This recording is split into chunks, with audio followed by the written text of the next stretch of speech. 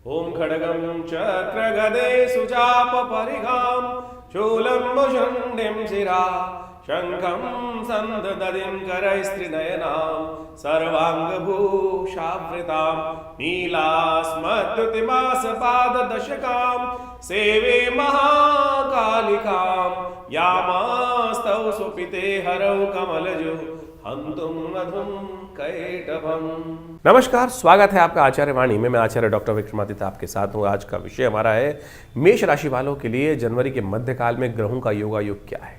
देखिए मेष राशि वालों, आपकी राशि के दृष्टिकोण से इस वक्त आपको समझना चाहिए जो ग्रहों का प्रभाव है। इस वक्त शनि मंगल का टकराव आपकी राशि में ऐसी जगह चल रहा है जो कहीं ना कहीं आपके जीवन में इस प्रकार का प्रभाव उत्पन्न करने की योग बना रहा है जो विशेष तौर पर भाग्य को भी कहीं ना कहीं रोकता है। किस्मत जो है वो बहुत बड़ी चीज़ होती है, लेकिन शनि मंगल का जो टकराव चल रहा है, शनि महाराज लगातार अपनी पूर्ण दृष्टि से आपके भाग्य को देख रहे हैं। वहाँ बैठे हुए मंगल भी एक प्रकार से शनि को देख रहे हैं और वो जिस प्रकार से देखने का योग जो बन रहा है आप दृष्टि का, वो कहीं ना कहीं कोलाहल उत्पन्न करता है, कहीं ना कहीं अशांति का वातावरण बनाता है। तो ऐसे में इसके बाद आपकी राशि में चतुर्ग्रही योग भी बनकर तैयार होने वाला है। ये चतुर्ग्रही योग जहाँ बनकर तैयार होने वाला है वो आपकी राशि में आपके लिए एक नया रास्ता खोलेगा जो विशेष तौर पर आपको सफलता की तरफ भी अग्रसर करेगा और बहुत सारी चीज़ों में आपके लिए लाभ के रास्ते भी खोलने के उत्पन्न देगा। तो इसलिए शनि मंगल का जो टकराव है बहुत जल्दी समाप्त होकर परिवर्तन का रास्ता आपके लिए बनाने के बहुत अच्छे योग आपकी राशि में बनाने की उत्पन्न करता दिखाई दे रहा है। सूर्य का ये परिवर्तन भी बहुत महत्वपूर्ण रहेगा, लेकिन शनि को आपको समझाना पड़ेगा, मानना पड़ेगा विशेष तौर पर। क्यों? क्योंकि शनि अब पूर्ण प्रभाव उत्पन्न करने वाले हैं। तो शनि के कुछ खास उपाय हम आपको बताएंगे, वो आप कर लीजिएगा, क्योंकि आने वाले करीब करीब जो आप ये मान के चलें 7-8 महीने हैं, शनि अपना पूर्ण रुद्र रूप दिखाने वाले हैं और आपकी 7.5 का जो प्रारंभ काल है उसका पूर्ण प्रभाव अब आपको देखने को मिल सकता है। तो इसके लिए खास तौर पर जो उपाय बताए जा रहे हैं उनको अवश्य कर लीजिएगा। सिलसिलेवार तरीके से बात करते हैं। सबसे पहले आरंभ करते हैं 11 तारीख का। तो 11 तारीख का जो ग्रहों का योगा योग है जान लीजिए। 11 तारीख को रविवार का अवसर है और उस दिन अष्टमी तिथि विद्यमान है, कालाष्टमी का योग चल रहा है और आपकी राशि में बना हुआ है धन योग। जी हाँ, ये धन योग आपकी राशि में कई प्रकार से आपको लाभ देने के रास्ते खुल सकता है। अपने मनोमस्तिष्क को थोड़ा शांत रखिएगा, चीज़ों को समझने का प्रयास करेगा। प्रकृति क्या समझा रही है वो आपके समक्ष वो शकुन के रूप में भाव उत्पन्न करेगी। शकुन अपशकुन को समझते हुए जो जातक जीवन में आगे बढ़ने का प्रयास करता है, किस्मत उनका साथ बहुत बढ़िया तरीके से देती है। इस वक्त शुक्र आपकी राशि में बहुत बढ़िया तरह से बना रहे हैं, लेकिन अस्त है, उनमें थोड़ी सी ताकत आने के योग बनेंगे क्योंकि वो सूर्य के नक्षत्र में इस दिन प्रवेश करते दिखाई दे रहे हैं। उत्तराषाढ़ा नक्षत्र में शुक्र के प्रवेश करने से तो आपकी राशि में कुछ शुभ होने के योग दिखाई देते हैं, लेकिन ध्यान रखिएगा इस वक्त शुक्र अस्त चल रहे हैं भाग्य में बैठे हुए भी। तो घर की सुविधाओं को लाभ लेने के लिए, यानी आपके जो पर्सनल लाइफ है उसमें कहीं ना कहीं कुछ शुभ आने के योग बनते दिखाई देंगे, लेकिन शुभ ताकत में कम है। कोशिश करें दूध का सेवन नित्य प्रति किया करें। ये उपाय आपको ध्यान रखना चाहिए। आमतौर पे आज कहीं ना कहीं जो शुक्र की शक्ति बढ़ाने के लिए लोग पता नहीं कौन कौन से उपाय करते हैं। कोई कहता है शराब पी लो। शुक्र का कहीं भी कोई संबंध इस गलत कार्य से नहीं, और ज्योतिष में कोई उपाय ऐसा नहीं होता कि जो गलत कार्य से किया जाए, गलत तरफ से किया जाए। तो मदिरा पान शुक्र की ताकत बढ़ती है, सत्यानाश हो जाता है शुक्र का। इस बात का ध्यान रखना। तो आपकी कुंडली के अनुसार से शुक्र की ताकत बढ़ेगी दूध को सेवन करने से, क्योंकि दूध का, गाय के दूध का संबंध ही शुक्र के साथ सबसे बढ़िया और अस्त अवस्था में है। उसको ठीक करने का प्रयास कीजिए तो आपके लिए कल्याणकारी योग बनेंगे। 12 तारीख के ग्रहों गणना समझे तो सोमवार का अवसर है, 9वीं तिथि विद्यमान है और इस दिन ग्रहों का विशेष परिवर्तन का योग बन रहा है। इस दिन यदि हम देखें तो शुक्र ग्रह परिवर्तन की तरफ जा रहा है और शुक्र ग्रह का ये परिवर्तन आपकी राशि के दृष्टिकोण से ऐसा होने वाला है कि जो आपकी दोस्ती बढ़ाने वाला है, जो आपकी चीज़ों में कुछ ना कुछ परिवर्तन लाने का महत्वपूर्ण योग बनाएगा। लोग आपसे इंप्रेस होने की तरफ आगे जाएंगे, यानी अपने आप दोस्ती का दायरा बढ़ सकता है। लेकिन शुक्र अस्त है, थोड़ी ताकत उनको बढ़ा के रखिएगा। गौ सेवा जितनी कर सकते हैं वो करने का प्रयास करें। उसके साथ साथ मंगल का परिवर्तन भी होने का योग बन रहा है। मंगल महाराज जो है वो विशेष तौर पर सूर्य के नक्षत्र में ही प्रवेश करते दिखाई दे रहे हैं और सूर्य भी अपने नक्षत्र में आ रहे हैं। बहुत जल्दी सूर्य का यह परिवर्तन आपकी राशि के दृष्टिकोण से बहुत महत्वपूर्ण प्रभाव आपके लिए उत्पन्न करने की योग बनाने वाला है। चीज़ों को परिवर्तन की तरफ, ग्रह बहुत जल्दी जल्दी परिवर्तन की तरफ जा रहे हैं। एक ही दिन में 3-3 ग्रहों का ये परिवर्तन आपकी राशि के दृष्टिकोण से कुछ ना कुछ नेगेटिव नहीं, हमको पॉजिटिव दिखाई देता है। हाँ, थोड़ी सी ग्रहों की ताकत ज़रूर कम है इस वक्त, लेकिन सूर्य अकेले ही इन सबको खींच के लेके चल रहे हैं आगे की तरफ। तो आप कोशिश करें नित्यपति भगवान सूर्य को थोड़ा अर्घ अवश्य दिया करें, वो आपके लिए कल्याणकारी योग बनाएगा। 13 तारीख का दिन मंगलवार का अवसर है, दशमी तिथि विद्यमान है और इस दिन ग्रहों के परिवर्तन का एक विशेष योग आपकी राशि में बनता दिखाई दे रहा है। धन योग बनकर तैयार है, पूरा दिन आपके लिए बहुत पॉजिटिव रहना दिखाई दे रहा है। हाँ, शाम थोड़ी हल्की ज़रूर होती दिखाई दे रही है, तो इसलिए इमोशनल पॉइंट ऑफ व्यू से परिवार में कोई अनबन ना हो, इस बात का ध्यान रखें। छोटी छोटी बातें कहीं ना कहीं आपके मन को हर्ट कर सकती है, इसलिए कोशिश करें शाम को सब परिवार के साथ शांति के साथ, लोहड़ी का दिवस है, आनंद के साथ बिताने का प्रयास कीजिए तो अच्छा रहेगा आपके लिए। इस दिन जो है भद्रा का योग बन रहा है, नए कार्यों की तरफ प्रवृत्त ना हो। धन योग जरूर बनता दिखाई दे रहा है आपकी राशि के दृष्टिकोण से। वो कहता है कि आपके परिवार के सहयोग से ही आपके लिए चीज़ें, आपकी अपनी अंतर प्रेरणा से जो विचार आपके मनोमस्तिष्क में आ रहे हैं वो कहीं ना कहीं आपको लाभ देने के योग बना सकते हैं। तो मित्रों का सहयोग लेते हुए, परिवार के लोगों का सहयोग लेते हुए कार्य करने का प्रयास कीजिए, बहुत अच्छा रहेगा। इस दिन लोहड़ी भी है, तो आप कोशिश करें लोहड़ी के महापर्व के दिन भगवान को प्रसन्न करने के लिए कुछ खास उपाय कर लीजिए। मेष राशि वालों के दृष्टिकोण से हमें दिखाई देता है एक खास उपाय।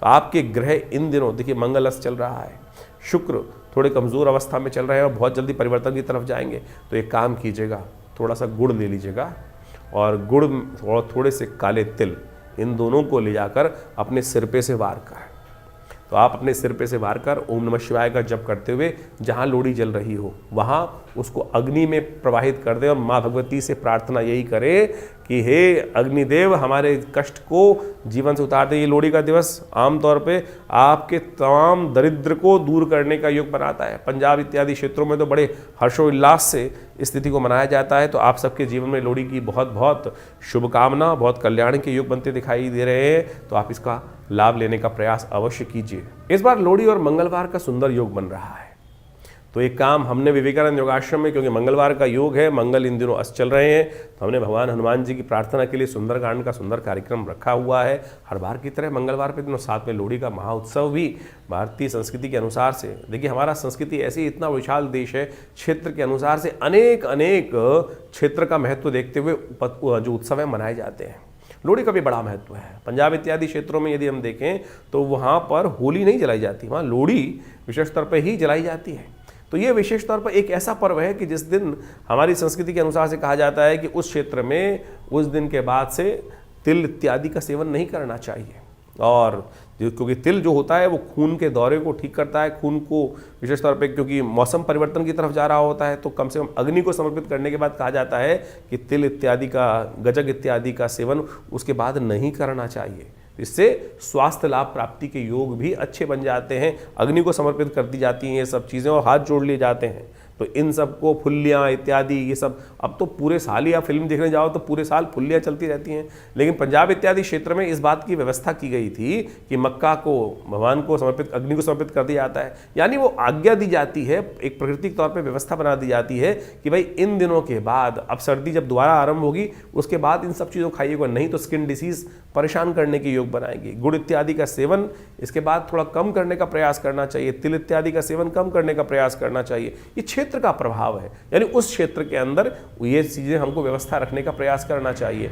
तो कोशिश करें इसको अच्छे समझते हुए कार्य करें। हमने विवेकानंद योगाश्रम में इस लोहड़ी के महाउत्सव पर सुंदरकांड का पाठ जैसे मंगलवार पे रखा जाता है वही रहेगा, साथ में भगवान की प्रसन्नता के लिए लोहड़ी का पर्व भी मनाया जाएगा। तो आप सब लोग हनुमान जी की कृपा प्राप्त करने के लिए, देखिए शनि मंगल का टकराव चल रहा है और मंगल अभी उच्च के होने जा रहे हैं लेकिन अस्त अवस्था में जाएंगे। तो ऐसे में मंगल के प्रभाव को ठीक करने के लिए आपको अवश्य इस कार्यक्रम में सम्मिलित होने का प्रयास करना चाहिए। आप अपने नाम से भी सुंदरकांड इत्यादि का पाठ कराने में सहयोग करना चाहें तो कर सकते हैं। उसके लिए आश्रम के समस्त फ़ोन नंबर्स यहाँ उपलब्ध हैं। सवा मनी का भोग रहेगा, हनुमान जी का यज्ञ रहेगा, माँ भगवती की कृपा से उनके सानिध्य में ये सुंदर कार्यक्रम रहेगा। तो इस दिन मंगलवार के दिन शाम को करीब करीब 6 बजे से लेकर वही रात के 9-10 बजे तक ये कार्यक्रम चलेगा। आप सादर आमंत्रित हैं, यज्ञ में भी भाग लीजिए, सुंदरकांड का पाठ भी करिए, सवा मनी का भोग भी रहेगा, हनुमान जी को चोला भी चढ़ेगा। और ये सत्य माने मंगल के नेगेटिव प्रभाव, शनि के नेगेटिव प्रभाव को दूर करने के लिए हनुमान जी को जो चोला चढ़ाया जाता है उससे बढ़िया कोई उपाय नहीं है। तो अवश्य आप करने का प्रयास कीजिए, हमारे साथ करिए, कृपा होगी, माँ भगवती की कृपा से कष्ट दूर होंगे। 14 तारीख का दिन मेष राशि वालों के लिए बहुत खास ग्रहों का योगा युग लेकर आ रहा है। देखिए, आपकी राशि में सूर्य आके उच्च के हो जाते हैं।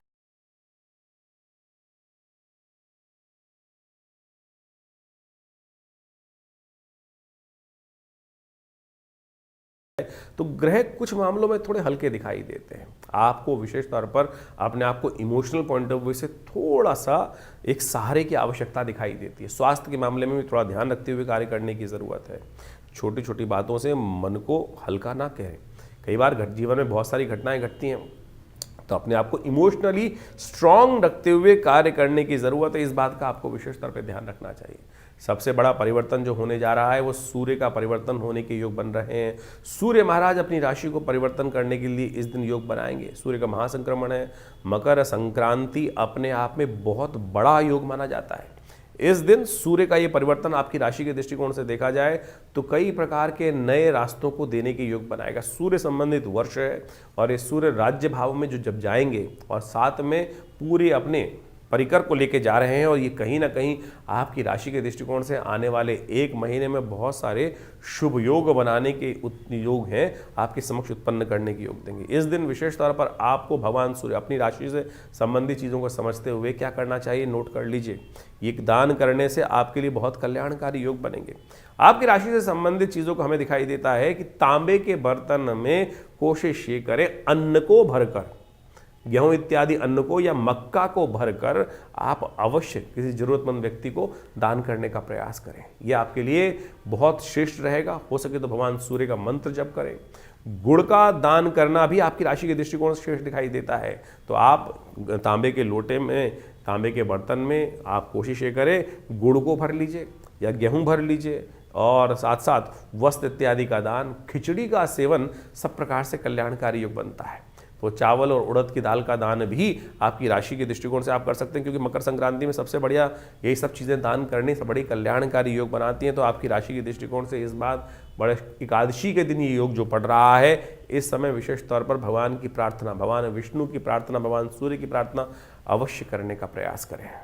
तो मकर संक्रांति का दिन बड़ा विशेष है। भारतीय संस्कृति में इसका प्रभाव इतना अद्भुत कहा गया है कि सूर्य शक्ति संपन्न हो जाते हैं।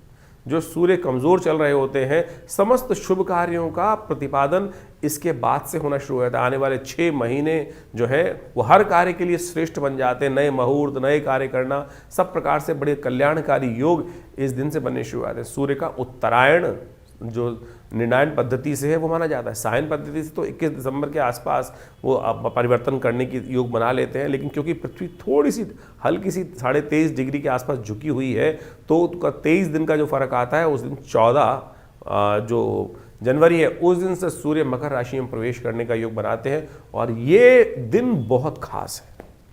इस दिन शास्त्र के दृष्टिकोण से कहा जाता है कि यदि दान पुण्य जो किए जाए वो सर्व रूप से कल्याण के योग बनाते हैं। इस दिन पितरों के निमित्त शास्त्र में कहा गया है तर्पण इत्यादि, ब्राह्मण भोजन इत्यादि अवश्य, और साथ साथ तर्पण तो सबसे श्रेष्ठ है। ये गायत्री का यज्ञ करना बड़ा श्रेष्ठ माना जाता है। घटना बताती है कि महाराज सगर के 60,000 पुत्र थे, और महाराज सगर ने अश्वमेध यज्ञ किया था, और अश्वमेध यज्ञ करते करते समस्त जो लोग थे वो घोड़े के पीछे चल रहे थे। घोड़ा कहीं खो गया।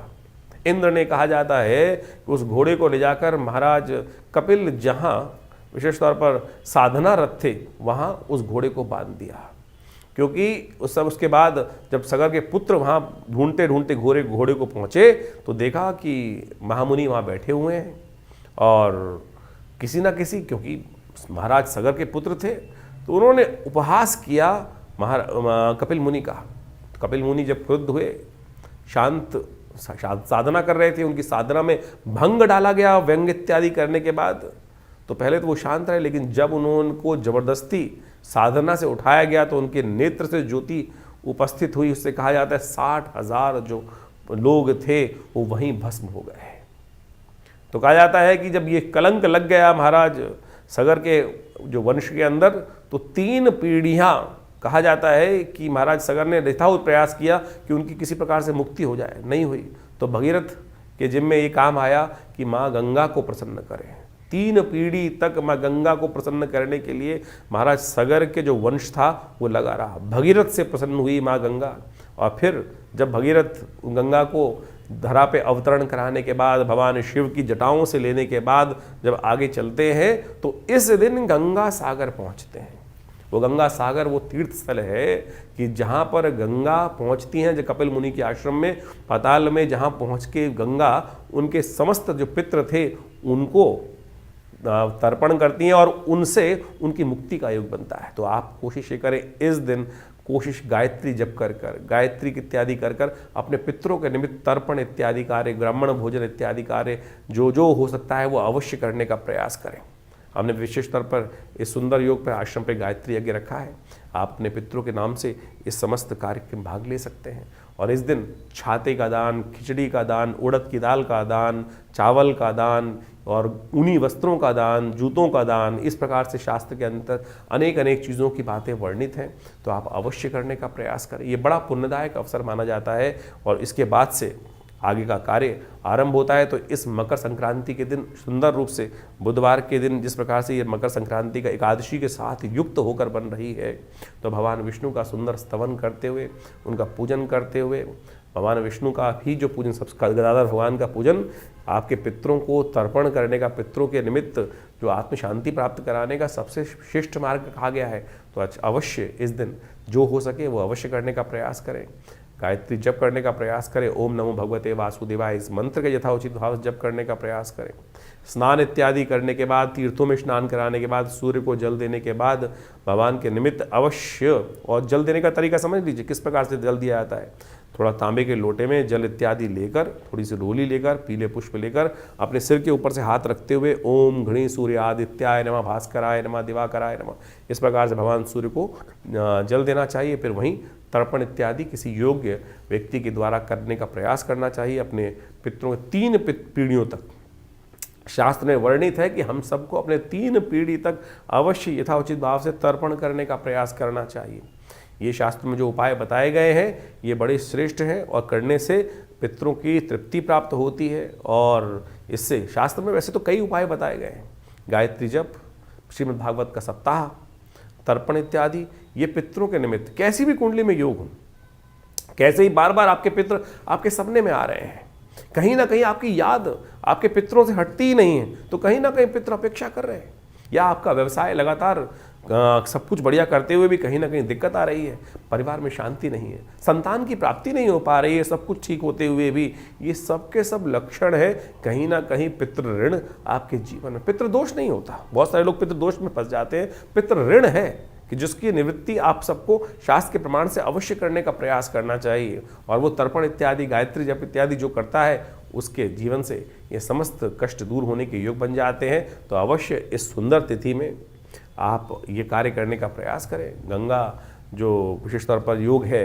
जहाँ पर गंगा सागर है, वहाँ बहुत बड़ा मेला लगता है और लाखों लोग जाते हैं वहाँ पर अपने पितरों की तर्पण करने के लिए। जब भगीरथ के पितृ तर्पित हो गए, इस तर्पण हो गया उनकी मुक्ति हो गई, तो आप सबके पितृ भी मुक्ति के लिए अवश्य इस शुभ तिथि से आगे सुंदर योग बनाएंगे। तो इसको भारतीय संस्कृति में वैज्ञानिक तौर पर समझा है, इसके ऊपर बहुत ज़बरदस्त शोध किए गए हैं।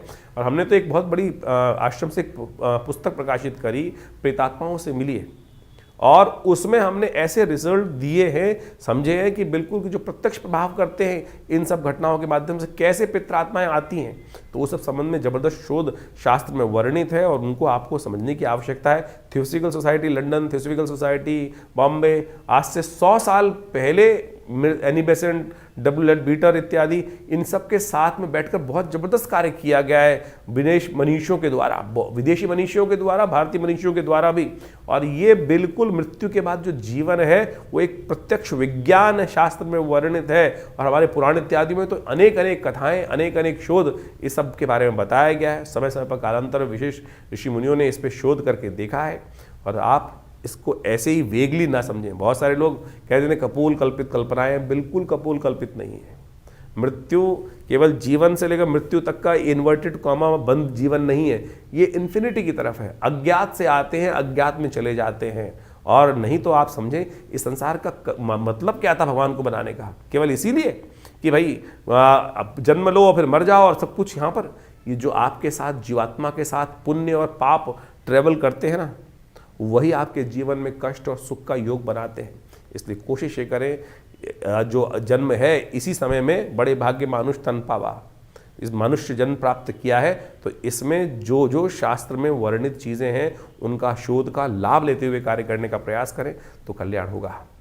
तो मेष राशि वालों, 15 तारीख का दिन बहुत महत्वपूर्ण आपकी राशि के दृष्टिकोण से ग्रहों को योगों को लेकर आता दिखाई दे रहा है। बृहस्पतिवार का अवसर है, द्वादशी तिथि विद्यमान है। इस दिन आपकी राशि के स्वामी उच्च के होने जा रहे हैं। ये सबसे बड़ा परिवर्तन आपकी राशि के दृष्टिकोण से आ रहा है, लेकिन मंगल अस्त है, इस बात का ध्यान रखना। आपकी राशि पर मंगल का पूर्ण दृष्टि भी पड़ने वाली है और साथ साथ शनि मंगल का टकराव भी खत्म होने वाला है। ये बहुत अच्छी बात है, लेकिन शनि जो है वो तो परिवर्तन का युग तो बनाए, लेकिन साथ साथ मंगल के परिवर्तन से हुआ क्या है कि मंगल अस्त अवस्था में है।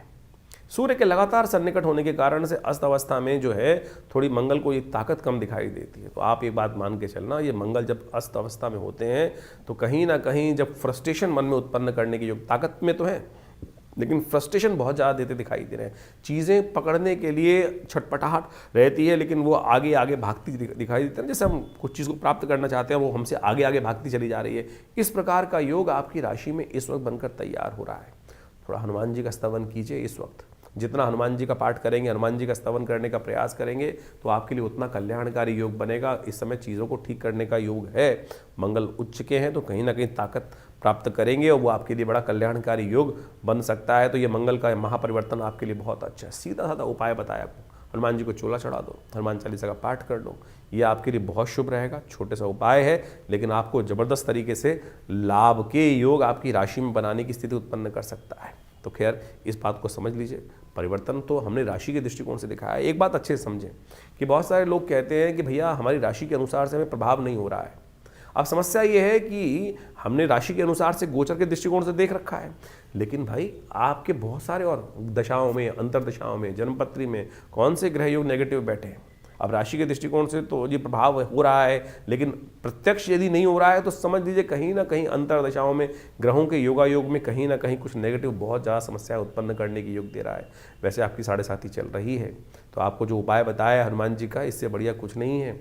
धक्के मत खाओ इधर उधर, कहीं तेल डालने पे चक्कर में फंस जाओ, तेल पे तेल चढ़ाते चले जाओ। तो हनुमान जी की प्रार्थना करो, सबसे बढ़िया रहेगा। 7.5 है, वही बचाएंगे आपको। और देवता चित्तन धन ही हनुमत से ही सर्व सुख करें, इस बात का ध्यान रखते हुए कार्य कर लो तो अच्छा रहेगा। 16 तारीख का दिन शुक्रवार का अवसर है और इस बार ग्रहों का योगा योग जो आपकी राशि में उत्पन्न हो रहा है वो समझ लीजिए आपकी राशि में सुबह सुबह धन योग बनकर आ रहा है, जो आपकी राशि में परिवर्तन कर भाग्य में कहीं ना कहीं शुभ योग बना के दिखाई दे रहे हैं। तीर्थ का लाभ उठाइए, मंदिर के आगे जाकर सिर झुकाकर भगवान के आगे प्रार्थना कर लें, जरूर जाने का प्रयास कीजिए। देखिए परिवर्तन का योग बनेगा। जितना मंदिर में दर्शन करके आओगे उतना भाग्य आपके लिए जबरदस्त तरीके से लाभ देने की योग बनाएगा। प्रदोष का दिन ऐसे ही बन रहा है, इस वक्त प्रदोष का योग बन रहा है बहुत सुंदर। शुक्र प्रदोष का योग जो बनता है वो लक्ष्मी को देने वाला होता है, तो ऐसे महालक्ष्मी की सुंदर आराधना करने का यदि योग बनता है तो अवश्य कराने का प्रयास करें। शाम के समय मंदिर में जाकर भगवान के श्री विग्रह के ऊपर गंध द्वारा, सुगंधित तेल के द्वारा भगवान का सुंदर अभिषेक करने का प्रयास करें। यह आपके लिए बहुत सुंदर योग बनाएगा और समस्त कष्टों को दूर करने का योग बनाएगा। 7.5 चल रही है, उससे भी निवृत्ति का योग आपकी राशि में उत्पन्न करने के योग देगा। 17 तारीख का दिन शनिवार का अवसर है, चतुर्दशी तिथि विद्यमान है और इस दिन ग्रहों का योगा योग आपकी राशि के दृष्टिकोण से परिवर्तन कर दे रहा है। ये आपकी राशि के दृष्टिकोण से दशम भाव में बुध का प्रवेश होने का योग बन रहा है और ये दशम भाव के साथ जो 4 ग्रह एक साथ आकर चतुर्ग्रही योग बनाकर बैठे हैं, ये कहीं ना कहीं अंतर्द्वंद उत्पन्न करेगा। आधे भाव करेंगे इधर चलो, आधे भाव कहेंगे इधर चलो, तो थोड़ा सा कहीं ना कहीं आप चीज़ों को कंट्रोल करने का प्रयास करें। देखिए आपकी राशि में एक तरफ तो धन योग बना हुआ है बहुत सुंदर, तो सरल होकर चीज़ों को समझने का प्रयास करें। 7.5 चल रही है, अंधकारमय समय है, वो कहीं ना कहीं आपके समक्ष चीज़ें जो होंगी उसको कहीं ना कहीं दिखाई दृष्टि भ्रम उत्पन्न करने के योग बना सकता है।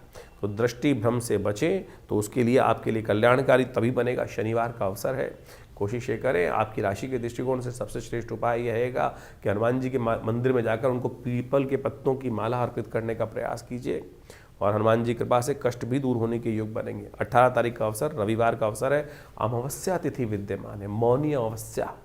का योग बन रहा है और आपकी राशि में इस दिन तक आपके ग्रहों को देखते हुए धन योग अभी भी विद्यमान है, राजयोग अभी भी बना हुआ है, जो आपके प्रत्यक्ष सरलता से आपके लिए बहुत अच्छे रास्ते बनाने के योग बना रहा है। सरलता मत त्यागिएगा, सही रास्ता मत त्यागिएगा। आपकी राशि में इस वक्त योग दिखाई दे रहा है, सही करोगे तो सही लाभ प्राप्ति के योग बनेंगे, अशुभ करोगे तो अशुभ प्राप्ति के योग बनेंगे। मौनी अमावस्या का योग बन रहा है। देखिए मौनी अमावस्या जो होती है ना, आपकी राशि के दृष्टिकोण से इस बात को समझें कि इस दिन आपको अवश्य कुछ चीज़ों का दान करना चाहिए। काली उड़द का दान करना संपूर्ण रूप से कल्याणकारी योग बनाएगा। माघ मास की पूर्णिमा के दिन मौनी अमावस्या का योग बनता है और कहा जाता है कि मौनी अमावस्या एक बहुत शुभ तिथि मानी जाती है। इस दिन चीज़ों को समझने का प्रयास करना चाहिए। मौन यानी मौन रखने का व्रत रहना चाहिए। और इस दिन कहा जाता है कि समस्त तीर्थों का जल जो होता है गंगा के समान पवित्र हो जाता है। यानी कहीं भी किसी भी तीर्थ में जाके स्नान करने से, दान इत्यादि करने से, पुण्य कार्य करने से एक तो आपके जीवन में बहुत सारे, देखिए हमारे जीवन में ना हर समय कहीं ना कहीं कुछ ना कुछ गलत कार्य होते जाते हैं और उन सब से निवृत्ति प्राप्त करने के लिए शास्त्र में कहा गया है कि हमको उससे निवृत्ति होने का कुछ ना कोई मार्ग चाहिए। आमतौर पर हम जीवन पर्यंत उन भारों को लेकर ढो नहीं सकते हैं। अब किसी से गलत हो गया कोई कार्य, ना चाहते हुए भी कुछ ना कुछ गलत कार्य, पाप युक्त कार्य हो गया, अब क्या उसको दिन भर पूरी जिंदगी लेके पीटे जाए आदमी सिर? हमारे शास्त्र में कहा कि किसी तीर्थ में जाओ, एक डुबकी लगाओ, भगवान के समक्ष अन्य श्रद्धा से कहो कि गलती से हुआ। तो ये प्रायश्चित ही है, जिसे दिवस में किए हुए कार्य जो है भगवान का नाम लेने से शाम को शांत हो जाते हैं। हाँ, लेकिन प्रवृत्ति गलत हो जाए, आप इसको ऐसे मत समझ लीजिएगा कि भैया कि हर रोज गलत करूं, किसी का उल्टा सीधा लूटू लाटूं और शाम को गंगा में जाके स्नान कर लूं, फिर नहीं होने वाला। गलती से कोई कभी कभार कोई कार्य हुआ और उसकी निवृत्ति के लिए तो आप ये कार्य कर लें तो बहुत अच्छा होगा। लेकिन मौनी अमावस्या तो अद्भुत योग लेकर आती है। कोशिश ये करें, जो अज्ञानता में हुए दुष्कर्म है उनसे निवृत्ति के लिए एक डुबकी किसी भी तीर्थ स्थल में जाकर लगाने से समस्त कष्टों को दूर करने वाली है। पितरों के निमित्त इस दिन जो तर्पण इत्यादि कर सकते हैं, वस्त्रों का दान कर सकते हैं, काली उड़द का दान कर सकते हैं, ये अवश्य यथाउचित भाव से करने का प्रयास करें। देखिए भगवान की कृपा से कष्ट दूर होने के अद्भुत योग बनते दिखाई देते हैं। ये अमावस्या बेहद खास है, तो इसलिए कोशिश करें एक प्लेट लेकर घर से भोजन बनाएं और मंदिर में ले आइए। गाय को खिला दीजिए, श्वान को डाल दीजिए 2 टुकड़े लेकर जमीन पर, कहीं कौवे के निमित्त डाल दीजिए, चींटियों को डाल दीजिए। इस प्रकार से शास्त्र में किसी भिक्षुक को दे दीजिए। तो ये जो यज्ञ इत्यादि होते हैं, इनका ये कार्य करने से, पंच महाभूति का यज्ञ कर लेने से, बलि विश्वदेव यज्ञ कर लेने से कहा जाता है बहुत सारे कष्ट दूर होने के योग बना लेते हैं। तो मेष राशि वालों, 19 तारीख का दिन, जनवरी का दिन जो आपकी राशि के अनुसार से दिखाई दे रहा है, जान लीजिए सोमवार का अवसर है और इस दिन से माघ मास की प्रतिपदा आरंभ हो रही है। शुक्ल पक्ष की प्रतिपदा, गुप्त नवरात्रि का आरंभ होने का योग दिखाई देता है। आपकी राशि के दृष्टिकोण से देखा जाए तो ये समय बड़ा अनुकूल है आपके लिए। आपके द्वारा किए गए कर्म जो हैं वो कई प्रकार से पॉजिटिव रिजल्ट लाने के योग बनाएंगे। आमतौर पे हमारे मनोमस्तिष्क में रहता है मेहनत करूंगा, कोई और कार्य करूंगा, ऐसा करूंगा, वैसा करूंगा।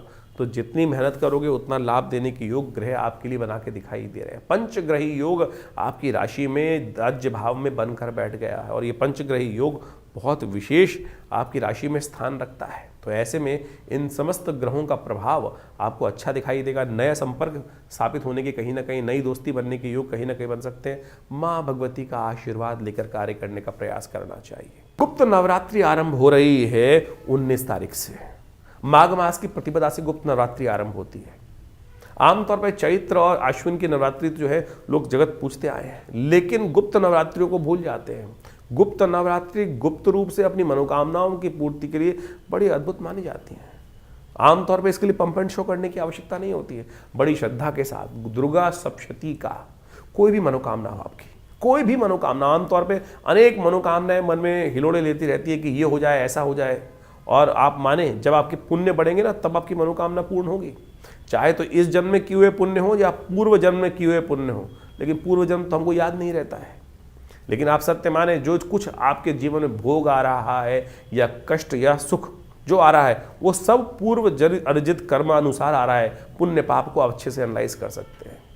अब एक समझें कि बहुत सारी बात ऐसी होती हैं कि एक छोटा बच्चा था, राजयोग में पैदा हुआ, पुण्य था ना, पूर्व अर्जित कर्म था, आत्मा ने कहाँ किस प्रकार से भगवान के योग के अनुसार से प्राप्त हो गया उसका सुंदर स्थान। और वही एक बच्चा जन्म से ही कष्ट लेके उत्पन्न हुआ, वो पूर्व जन्म का कर्म है।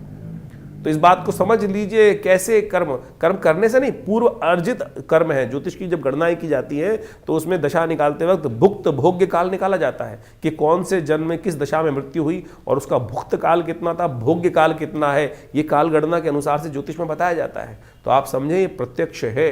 तो गुप्त नवरात्रियों में अपने पुण्यों को गुप्त रूप से बढ़ाने का प्रयास करें। एक बात समझ लीजिए, आपने कोई बहुत बड़ा पुण्य किया और आपने ढिंढोरा पीट दिया कि भाई मैंने तो इतना बड़ा यज्ञ किया है, पुण्य समाप्त। कोई लूट के ले जाएगा चुपचाप, आपको पता भी नहीं चलेगा। गुप्त रूप से बिना कहे हुए चुपचाप भगवान के मंदिर में जाकर अपने निमित्त इस समय में यज्ञ करवाएं, पूजा करें, दुर्गा सप्तशती का पाठ करें, दुर्गा सप्तश्लोकी का पाठ करने का प्रयास करें। विवेकानंद योगाश्रम में हमने इस पूरे गुप्त नवरात्रि में दुर्गा सप्तशती का विशेष यज्ञ रखा है जो 9 दिन चलेगा। आप स्वयं माँ भगवती के सिद्ध स्थली में उस यज्ञ में बैठकर यज्ञ कर सकते हैं। माँ भगवती का ये सुंदर सिद्ध स्थल है। 500 साल पुरानी प्रतिमा माँ भगवती की जो मुल्तान से आई 1947 में, आज आश्रम में प्रतिष्ठित है। उन्हीं के सानिध्य में दिव्य रूप आपके समक्ष देख रहे हैं आप, उनका दर्शन कर कर, उनके सानिध्य में यज्ञ कर कर अनेक मनोकामनाएं, अनेक कष्ट दूर होने के हमने स्वयं लाखों लोगों के साथ जीवन में देखा है प्रभाव। तो आप भी अपने इस सुंदर योग पर, माँ भगवती के सुंदर यज्ञ में अपने निमित्त यज्ञ करकर उसमें बैठिए, करिए और देखिए माँ भगवती कृपा से समस्त कष्ट दूर होने के योग बनेंगे। ग्रह बहुत भारी चल रहे हैं, ध्यान रखना। शनि मंगल का जो सब स्थिति है वो बहुत भयावह स्थिति इस वक्त चल रही है। चतुर्ग्रही योग बनकर तैयार है और मंगल अस्त लगातार चल रहा है। ये कहीं ना कहीं फ्रस्ट्रेशन देगा जीवन में और माँ भगवती कृपा से ही समस्त कष्ट, सर्वमंगल मांगल्ये शिवे सर्वार्थ साधिके ना, माँ भगवती अमंगलों को भी दूर करती है और मंगल को भी शुभ और मंगल में परिवर्तन करने का योग बना देती है। और भगवती ने स्वयं कहा है भविष्यति न संशया, कि इन समस्त कष्टों को दूर करने में, जो मनोरथ सिद्ध करने में, इसमें कोई संशय है नहीं। दुर्गा सप्तशती के 12वें अध्याय में कहा गया ना, सर्वा बाधा विनिर्मुक्तो धन धान्य सुतान्विता।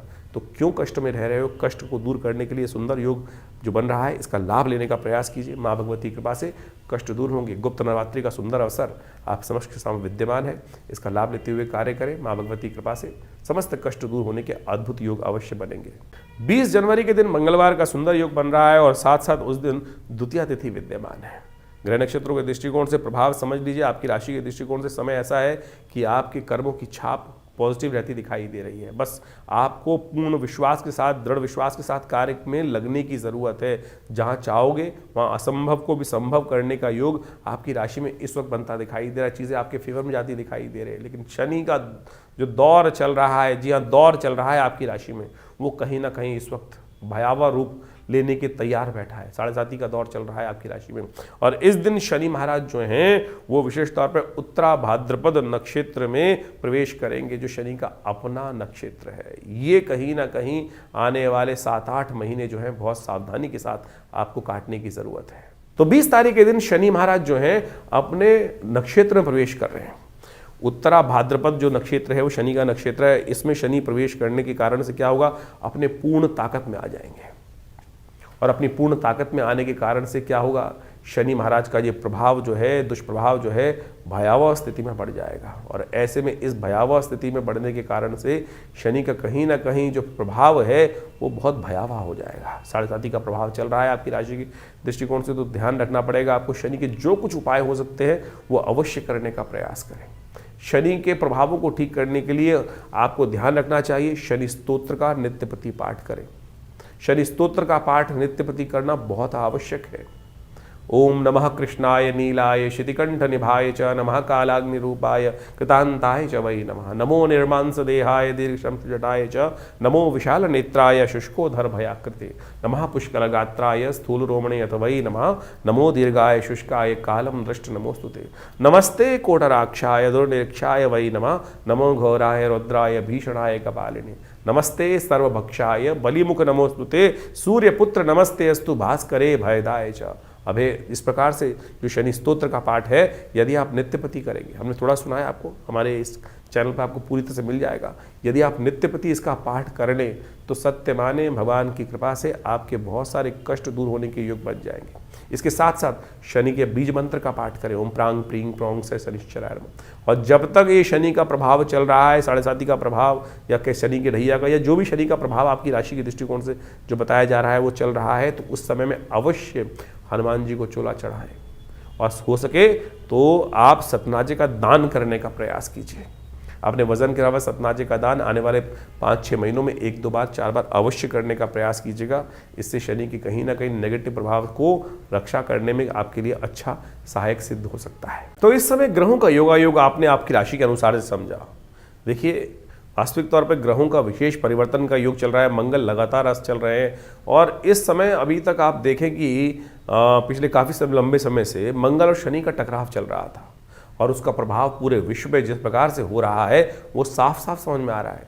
एक तो सूर्य का वर्चस्व की लड़ाई, वर्चस्व स्थापित करने का प्रयास, हर कोई कहीं ना कहीं हमारे निजी जीवन में भी या पूरे विश्व के व्यापक रूप से देखें, हर डिस्ट्रिक्ट के दृष्टिकोण से देखें, हर जगह के दृष्टिकोण से देखें तो एक ऐसी होड़ इस वर्ष रहने वाली है, क्योंकि ये वर्ष जो है सूर्य का वर्ष है, तो हर कोई अपना आधिपत्य स्थापित करने का बड़ी जद्दोजहद के साथ प्रयास करता दिखाई देगा। और इस समय में जब शनि मंगल का टकराव चल रहा है तो ऐसे में कहीं ना कहीं जो द्वेष भावना है वो ज़्यादा बढ़ती दिखाई देगी। और अब मंगल जिस प्रकार से परिवर्तन कर कर आगे बढ़ेंगे और मंगल उच्च के होने के योग बनाएंगे, लेकिन साथ साथ अस्त भी होंगे, तो ये कहीं ना कहीं जीवन में एक ऐसी आपाधापी की तरफ छटपटाहट, मनोमस्तिष्क में एक छटपटाहट जो उत्पन्न कर सकता है, जो विशेष तौर पर आप मान के चले मनोमस्तिष्क में फ्रस्ट्रेशन डालने के योग बना सकता है। इसको आपको अच्छे समझ लेना चाहिए। मंगल का किसी ये प्रभाव जो है, ये परिवर्तन है, चतुर्ग्रही योग बनने का योग बन रहा है, जो वो कहीं ना कहीं अंतर द्वेष को उत्पन्न करने के योग बनाता है। आपकी राशि के अनुसार से आपने उसका पूरा प्रभाव समझा है। शनि भी अब पूर्ण ताकत में आ चुके हैं, क्योंकि अपने ही नक्षत्र में वो प्रवेश कर चुके हैं। तो आपको बड़ी सावधानी के साथ अपनी राशि के प्रभाव को समझते हुए जो उन उपायों को हमने आपको बताया है वो अवश्य करने का प्रयास करें। देखिए, पुण्य कार्य जीवन में कष्ट को जो दूर करता है ना, वो पुण्य कार्य ही करता है। इस बात को हमको सीधी तरह समझने का प्रयास करना चाहिए। नहीं तो कई बार क्या होता है, भ्रांति उत्पन्न हो जाती है, हम पुण्यों से दूर हो जाते हैं और गलत गलत कर्मों की तरफ निवृत्त तो हम होते ही रहते हैं। जीवन में यदि दिन के 24 घंटे हैं तो लाख प्रयास करने के बावजूद भी कुछ ही समय ऐसा होता है जो हम अपने आप को पुण्यों की तरफ, अच्छे कर्मों की तरफ प्रवृत्त कर सकते हैं। लेकिन मनसा वाचा कर्मणा यदि देखें, उसको समझने का प्रयास करें तो ज़्यादातर अधिकतर समय जो है 90% समय जो है वो कहीं ना कहीं पाप युक्त कार्य ही होते दिखाई देते हैं। देखिए, कर्म 3 प्रकार के हैं, मनसा वाचा कर्मणा, और सबका प्रभाव है। इस बात को ये नहीं समझे कि हमने सोच लिया और हमने किया नहीं तो उसका प्रभाव नहीं। सोचे हुए अच्छे कर्म का या सोचे हुए बुरे कर्म का प्रभाव भी उतना ही होता है जितना प्रत्यक्ष किया जाए। तो इस बात को हमको समझते हुए कार्य करने का प्रयास करना चाहिए, तभी तो जीवन में जो अशुभ प्रभाव उत्पन्न होता है हमारे जीवन के कर्मों का, वो हमारे जीवन में सामने घटता है। तो इसलिए हमारे पुण्य भी क्षय हो जाते हैं। तो इसलिए कोशिश ये करें, जितने योग हो सके अच्छे कर्म करने का प्रयास करें, सेवा भाव मन में रखने का प्रयास करें। जो ये समय समय पर जो हम आपको पौराणिक ज्योतिष के अनुसार से, देखिए एक बात को समझें, जो वास्तविक तौर पर वैदिक ज्योतिष, पुराणिक ज्योतिष है, वो आपको अच्छे समझने की आवश्यकता है। वैदिक ज्योतिष के नाम पे बहुत सारे लोग भ्रांति उत्पन्न करने का प्रयास करते हैं। जो पुराणों इत्यादि में वर्णित कथाओं के माध्यम से, उपनिषद इत्यादि कथाओं के माध्यम से आपके समक्ष जिसको पंचांग लिखता है कि आज ये उत्सव है, ये उत्सव है, ये उत्सव है, ये उत्सव है, और उन कथाओं को पुराणों में जो इंगित किया गया वो इसीलिए बताया गया है कि वहाँ वो उस प्रकार से कर्म करके चीज़ों को ठीक करने का प्रयास उस फला व्यक्ति ने वहाँ उस युग में ऐसे किया, उस व्रत को आप ऐसे करेंगे तो आपके जीवन के कष्ट भी दूर होने के योग बनेंगे। लेकिन हम लगे हुए हैं पता नहीं उपायों की तरफ जाने के लिए, टोटकों की तरफ जाने के लिए, किस किस प्रकार के अजीब अजीब टोटके हर कोई व्यक्ति बताने का आज यथाउचित भाव से प्रयास कर रहा है। कोई विचित्र स्थिति है, कोई शराब पिलाया जा रहा है, कोई शराब का दान कराया जा रहा है, कोई देवता को भी शराब चढ़वाया जा रहा है। क्या ये ज्योतिष धर्म का प्रभाव है? बिल्कुल धर्म का प्रभाव नहीं है। किसी के मन में कोई हीन भावना उत्पन्न नहीं, उसने एक गलत रीति चला दी और उसके पीछे एक ऐसी जो दौड़ आरंभ हो गई है, अंधी दौड़, जिसको कोई समझते हुए मन मस्तिष्क समझता है, लेकिन फिर भी अंधी दौड़ की तरफ हम भागते चले जा रहे हैं। धर्म बड़ा सात्विक है, सात्विकता से भरा हुआ है, धर्मयुक्त सत्ययुक्त कार्य करने की, धर्म प्रेरित करने का प्रयास करता है। तो जहाँ भी कोई गलत भाव आपके मन में समझ में आ रहा है, आपके मन, क्योंकि आपके मन में भी अंतरात्मा परमात्मा कहीं बैठा हुआ है, तो इसको समझते हुए कार्य करने का आप प्रयास करें। हम ज्योतिष को, पौराणिक ज्योतिष को, वैदिक ज्योतिष को उसी रूप में आपके समक्ष उपस्थित करने का प्रयास करते हैं। जो उपाय बताते हैं वो भी शास्त्र में वर्णित जो है वही उपायों को आप करने का प्रयास करें। नहीं तो अंगूठी पहनकर या कुछ ना कुछ उल्टे सीधे टोटके जो बताए जाते हैं, ऐसा कर दो, ये कर दो, इसके ऊपर से उतार के यहाँ फेंक दो, ऐसा फेंक दो, उससे इस बात को समझो कि शास्त्र में कहीं वर्णित नहीं है इन सब बातों को। तो हमने आपके समक्ष अनेक उपायों को आपके समक्ष रखा है, तो आप यथाउचित भाव से उनको करने का प्रयास करें। ईश्वर की कृपा से आपके जीवन में परिवर्तन का योग अवश्य बनेगा। देखिए इस वक्त ग्रहों की युति देखें कैसी चल रही है। शुक्र के समक्ष बुध जो बृहस्पति की युति बनी हुई थी अभी, उसके साथ साथ शनि मंगल का टकराव चल रहा था, और अब जिस प्रकार से शनि तो अपने पूर्ण जो रूप में आ गए हैं, पूर्ण रूप से अपनी नक्षत्र में भी प्रवेश करने के बाद जब प्रभाव उत्पन्न करने वाले हैं, तो आपको उनका सही उपाय समय से कर लेना चाहिए, जान लेना चाहिए इनका प्रभाव हमारे जीवन में किस प्रकार का होने वाला है। तब जाकर आप इन समस्त दुष्प्रभावों से, जो ग्रहों का दुष्प्रभाव है, उनसे बच पाएंगे और अपने जीवन को सही तरफ। ऐसा नहीं हो सकता यदि ग्रह का अशुभ प्रभाव भी है तब हम उसका उपाय करें और हम उसके अनिष्ट प्रभाव से, गलत प्रभाव से न बच पाएँ। बिल्कुल बच पाते हैं। लोगों की, हज़ारों लोगों की 7.5 आती है, हज़ारों लोगों की गलत दिशाएँ आती हैं, उसके बाद भी उनके जीवन में कोई गलत घटना नहीं घटती। कारण क्या है? कारण है उनके किए गए अज्ञात पुण्य कार्य। वो कहीं ना कहीं रक्षा कवच बनकर आपके जीवन में उपस्थित हो जाते हैं और गलत समय व्यक्ति को पता भी नहीं चलता कब आया कब चला गया। तो इस सिद्धांत को सही रूप से समझ के प्रयास करें। कई बार भ्रांतिवश हम उस सिद्धांत को समझते हुए भी अज्ञानतावश उस काल ग्रास में फंस जाते हैं और उसके सिद्धांत को समझ नहीं पाते हैं। कोशिश ये करें इन समस्त चीज़ों को सही से समझें, और हमारा ये आश्रम आपके समक्ष हर बार रहता है। बहुत सारे कार्य समय समय पर चलते ही रहते हैं, उनके साथ जुड़ेंगे तो भगवान की कृपा से आपके जीवन के कष्ट भी दूर होंगे। माँ भगवती की कृपा आपके जीवन में बरसती रहे, आपके कष्ट जीवन में दूर होते रहे, और इस प्रकार से जो यज्ञ इत्यादि होते हैं उनमें आप जुड़िए। रविवार वाले यज्ञ में तो आप सामूहिक तौर पे सब लोग आ सकते हैं और उस दिन हमसे मिल भी सकते हैं, और आपके कोई प्रश्न का जरूरी है, आवश्यक है, कोई बहुत बड़ी समस्या है तो उसका निदान भी उसी कार्यक्रम में हम अवश्य देने का प्रयास करेंगे। धन्यवाद।